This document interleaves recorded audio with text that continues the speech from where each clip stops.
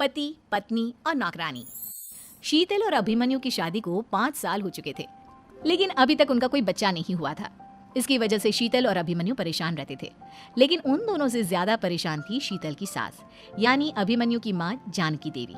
जानकी देवी चाहती थी कि जल्दी से जल्दी उनकी गोद में पोता या पोती आ जाए, और इसलिए वो अपनी बहू शीतल को लेकर एक दिन हॉस्पिटल पहुंची। डॉक्टर मैडम, जरा ठीक से चेक करके बताइए ना, कई बड़े बड़े डॉक्टर को दिखाया है, लेकिन मेरी बहू माँ ही नहीं बन पाती। मैंने शीतल को बहुत अच्छे से चेकअप किया है। देखिए, बात यह है कि शीतल के अंदर माँ बनने की कैपेसिटी नहीं है। ये आप क्या कह रही हैं डॉक्टर साहब? कोई तो इलाज होगा ना, कोई दवाई दे दीजिए।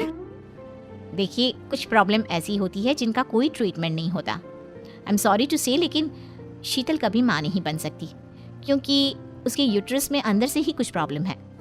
घर आने के बाद क्या हुआ माँ? कहाँ लेकर गई थी आप शीतल को?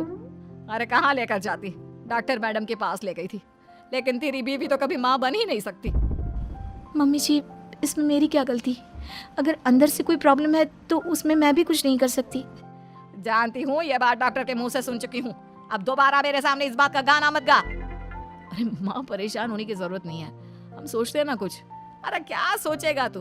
जब डॉक्टर कह चुका है कि तेरी बीवी माँ नहीं बन सकती, तो बता क्या सोचेगा तू? कहाँ से लाएगा बच्चा? माँ, ये तो मैं भी नहीं जानता। अभिमन्यु, क्यों ना हम अनाथ आश्रम से एक बच्चा गोद ले आएं? क्या फर्क पड़ता है बच्चा हमारा हो या गोद लिया हुआ? आई बड़ी बातें बनाने वाली। क्या फर्क पड़ता है? अरे क्यों फर्क नहीं पड़ता? मुझे इस वंश को आगे बढ़ाने के लिए मेरे बेटे का खून चाहिए, किसी दूसरे का नहीं।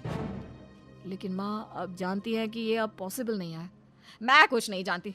मैं किसी पराये की औलाद को इस घर में अपना पोता या पोती बन के बढ़ता हुआ नहीं देख सकती। मेरा वंश मेरे बेटे के खून से ही आगे बढ़ेगा। लेकिन मम्मी जी, ऐसा कैसे हो पाएगा? आप अच्छी तरह जानती है ना, मेरा और अभिमन्यु का बच्चा नहीं हो सकता। तो मैं अपने बेटे की दूसरी शादी करवाऊंगी, और अपनी दूसरी बीवी से ये मुझे बच्चा पैदा करके देगा। ये आप क्या कह रही हैं माँ? मैं किसी और से शादी नहीं करने वाला। मेरे रहते हुए आप अभिमन्यु की शादी किसी और से करवाएंगी? मम्मी जी, आप ऐसा कैसे कर सकती हैं? तू बस देखती जा बहू, मैं ऐसा कैसे कर सकती हूँ। कुछ दिनों के बाद, अभिमन्यु, मैंने तेरे लिए लड़की ढूंढ ली है। माँ, मैं आपको कितनी बार समझाऊं, मुझे किसी से शादी नहीं करनी है। पहले मेरी बात सुन। ये जो चमेली है ना, हमारे घर में काम करने आती है, वो तुझसे शादी करने के लिए तैयार है। मम्मी जी, आप अभिमन्यु की शादी एक नौकरानी के साथ करवाएंगी? वो इसलिए क्योंकि चमेली दिखने में बहुत खूबसूरत है, बच्चा भी सुंदर ही होगा। मम्मी जी, लेकिन एक बच्चे के लिए अपने बेटे की शादी नौकरानी के साथ करवाना, क्या ये सही है? अगर अभिमन्यु ने शादी नहीं की ना, तो मैं अपनी जान दे दूंगी। अब देख लो, अगर तुम्हें अपनी माँ की जान प्यारी है तो तुम्हें इस नौकरानी के साथ शादी करनी ही होगी। इस तरह जानकी देवी अपने बेटे अभिमन्यु की शादी नौकरानी चमेली के साथ करवा देती है। कुछ दिनों के बाद, नौकरानी से मालकिन बन के तो मजा आ गया। अब तो मैं इस घर की मालकिन हूँ। देखो, अपने आप को ज्यादा मालकिन समझने की कोशिश मत करो। एक बार तुम्हारा और अभिमन्यु का बच्चा इस दुनिया में आ जाए, उसके बाद तुम इस घर से हमेशा के लिए चली जाना।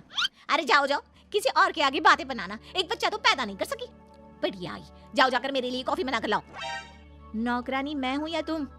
मम्मी जी, देखिए ना शीतल मुझसे किस तरह से बात कर रही है। शीतल, तुम्हें पता है ना चमेली प्रेग्नेंट है, मेरे बेटे के बच्चे की माँ बनने वाली है। वो जैसा कहती है वैसा करो। लेकिन मम्मी जी, वो मुझे नौकरों की तरह ट्रीट कर रही है। अरे तो करेगी ना, वैसे भी बहू तुम हो किस काम की? एक बच्चा तो पैदा नहीं कर सकती। जाओ अब घर के सारे काम करो और चमेली को आराम करने दो। थैंक यू मम्मी जी, भगवान आपका भला करे। आप नहीं होती तो मैं नौकरानी से महारानी कैसे बनती? देखो, तुम्हें जो चाहिए सब मिलेगा। खूब खाओ पियो, मजे की जिंदगी जियो, लेकिन बस मुझे एक बच्चा पैदा करके दे दो।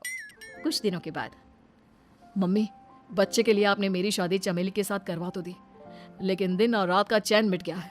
सारा दिन शीतल और चमेली की बहस चलती रहती है। अब शीतल को इस घर में रखने से क्या होगा? मैं तो कहती हूँ उसे घर से निकाल दो, है भी किस काम की। मैं ऐसा नहीं कर सकता माँ, वो मेरी पत्नी है, उससे बहुत प्यार करता हूँ मैं। तुम्हारी पत्नी चमेली है, चमेली, उससे प्यार करो। अरे तुम्हारे बच्चे को जन्म देने वाली है वो। अभिमन्यु, मैं खुद ही इस घर से चली जाती हूँ।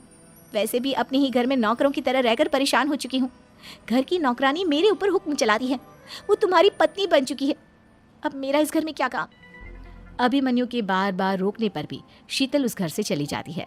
कुछ दिनों के बाद चमेली एक बच्चे को जन्म देती है। भगवान ने मेरी सुन ली, मेरे बेटे का घर भर गया, उसका अपना बच्चा इस दुनिया में आ गया। मम्मी जी, बच्चे को हाथ लगाने से पहले मेरी एक शर्त तो सुन लो। तुम कहना क्या चाहती हो चमेली? आपकी मम्मी को बहुत शौक था ना अपने पोते को खिलाने का। अब देखो, इस दुनिया में हर चीज की कोई ना कोई कीमत तो होती है। तुम अपनी आधी प्रॉपर्टी मेरे नाम कर दो, बच्चा तुम्हारे नाम।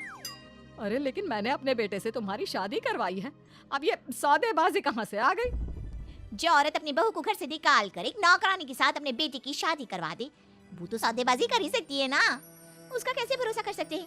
मुझे बस आप लोगों की प्रॉपर्टी चाहिए, उसके बाद ही बच्चे को आप हाथ लगा सकते हैं। मैंने कहा था ना मम्मी, आप गलत कर रही हैं। देखिए, उसका नतीजा आपके सामने है। जब शीतल को पता चलता है कि अभिमन्यु और चमेली का बच्चा दुनिया में आ गया है तो वो अपने घर पहुंचती है। अभिमन्यु, कहाँ है आपका बच्चा? क्या मैं उसे देख सकती हूँ? कुछ भी मत पूछो शीतल, माँ की हुई एक गलती हम लोगों पर भारी पड़ रही है। वो नौकरानी अपनी औकात पर आ गई है और अब हमसे अपनी आधी प्रॉपर्टी मांग रही है, वो भी बच्चे के बदले में। एक बात कहूँ अभिमन्यु, आप उसे कुछ भी देने से मना कर दो। अरे कैसी बात कर रही हो? मेरे बेटे की औलाद है उसके पास, ऐसे कैसे मना कर दे? मम्मी जी, वो अभिमन्यु का बच्चा नहीं है, वो चमेली और उसके बॉयफ्रेंड का बच्चा है। ये तुम क्या कह रही हो शीतल? ये देखिए वीडियो, चमेली और उसका बॉयफ्रेंड आपस में बातें कर रहे हैं कि उन दोनों ने मिलकर आपको बेवकूफ़ बनाया है और अब इस बच्चे के बदले आपसे प्रॉपर्टी भी हड़प लेंगे। हे भगवान, ये मुझसे क्या हो गया? ना तो बच्चा मिला और अपने बेटे की नौकरानी के साथ शादी करवा दी, सो अलग। अब क्या होगा? मुझे माफ कर दो शीतल, मेरी वजह से तुम्हें बहुत तकलीफ हुई है। अभिमन्यु, मैंने कहा ना, उस नौकरानी को उसके बच्चे सहित इस घर से बाहर निकाल दो। लगता है मेरे अभिमन्यु का बाप बनने का सपना अधूरा ही रह जाएगा। अभिमन्यु, अपनी मम्मी से कहो कि परेशान ना हो। आपको याद है एक बार हम एक IVF सेंटर गए थे, मैंने फिर से वहाँ जाकर बात की थी और आपको पता है इस बार मैं प्रेग्नेंट हूँ, क्योंकि हमने वहाँ पर प्रोसीजर करवाया था जिसकी वजह से मैं प्रेग्नेंट हो गई थी और इस बात का पता मुझे बस कुछ महीने पहले ही लगा है। हमारा बच्चा इस दुनिया में आने वाला है अभिमन्यु। मुझे माफ कर दो शीतल बहू, मुझसे बहुत बड़ी गलती हो गई। कोई बात नहीं माँ, लेकिन अब हमें उस धोखेबाज नौकरानी को इस घर से बाहर निकाला है और इस घर की मालकिन को वापस घर लाना है, वो भी अपने बच्चे के साथ।